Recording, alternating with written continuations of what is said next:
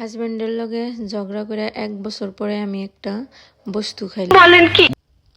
তো প্রথম থেকে স্টার্ট করি। হ্যালো এভরিওয়ান, কেমন আছেন সবাই? আশা করি সবাই ভালো আছেন আর আমিও ভালো আছি। তো আয়া পড়ছি জামাইয়ের লগে এক জায়গায়, আর আমাকে বলে বাইদানির মতো দেখা যায়।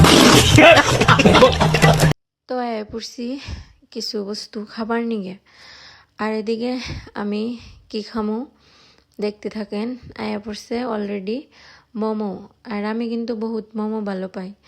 আমি মানে ফ্রাই বস্তু খাই না, সব বইল।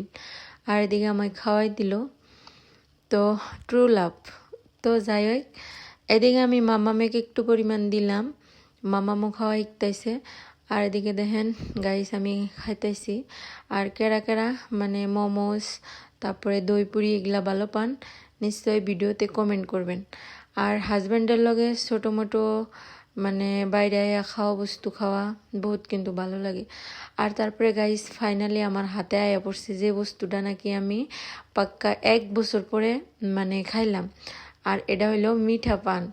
তো গাইস আজকে আমি বহুত মানে জিদ ধরে মিঠা পান খেলাম। আমি মানে এগুলো বস্তু খাই না কবার গেলে, তো তাই আমি আর কি খাইলাম। তো